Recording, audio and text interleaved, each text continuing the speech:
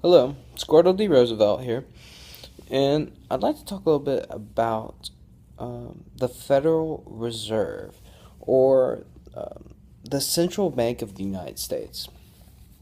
So, the Central Bank was created in 1913 by a bill signed by President Woodrow Wilson. And the Central Bank, what it does is it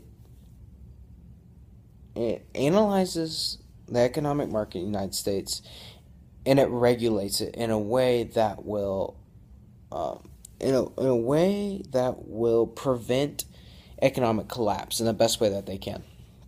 And so, particularly, what happened was in the economic crash of 1907, or the economic panic of 1907, the United States government, the United States people thought that there should be some kind of regulation or some kind of person overlooking the market and to ensure something like that wouldn't happen again. And so the Federal Reserve was created. And there's thousands of conspiracies saying that this is that the Federal Reserve was for private reasons and for it's evil and things like that. But I won't get into that. And the Federal Reserve, what it does is like it sets economic policy, and it monitors like unemployment rate and other economic markers, and it sets among other things the interest rates, daily interest rates and things like that. So I mean, it's complicated, it's specific economic terms, but what they do is actually very, very important.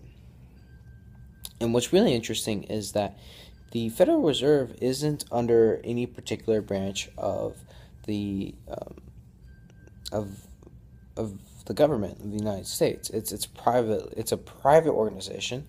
I mean, as in its main investors or the major banks of the United States and things like that. And however, it prints the money for the United States, but the government does have a lot of influence.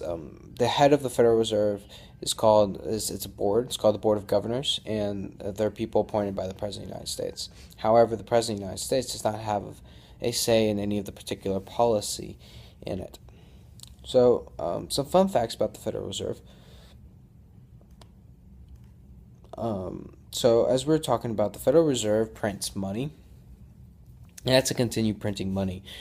Even if the United States wasn't making more money or didn't have any more value, didn't have the gold to back up that money, it's still going to continue printing because, bills or what they call notes are continually breaking and, people are losing it and things like that. So they build it to have more currency in circulation, but also to replace the old ones. And so they have calculated like a lifetime for every note or every bill, and it's interesting. So the $1 bill has a average lifetime of 22 months. The $5 bill, 2 years. The $10 bill, 3 years. The $20, 4 years. The $50, 9 years, and $100, 9 years. So, I don't know. I mean, I would guess they're made of maybe the $100 bills are tougher than the $1 bills, but and at the same time they're rarer and they're a lot more valuable. So it would make sense that they stay in circulation for longer. Also, it's important to understand these board of governors. I mean, these economists are some of the smartest people in the United States. They have a huge influence in the economy, and a lot of what they do is actually private. There's not a lot of public records about their meetings and things like that. And so, for example, the Fed chairman.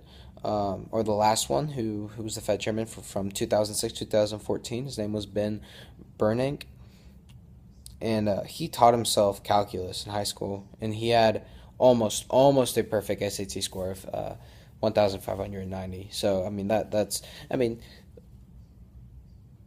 it's just as a young kid and being able to do those types of things, you can tell he had a lot of he's a really smart guy. The chairman now, she's an economist. She's married to the Nobel Prize a Nobel Prize winning economist who works at the Fed as well. I mean, these are very, very smart people. And lastly, the Federal Reserve Bank, of Minneapolis, so a branch of it. It's interesting. It distributes, receives, and processes $83 million per day, and it destroys about $3 million.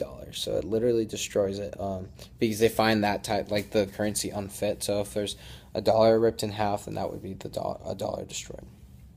So anyway, that's a little bit about the Federal Reserve and its importance and some of the things that it does. Thank you.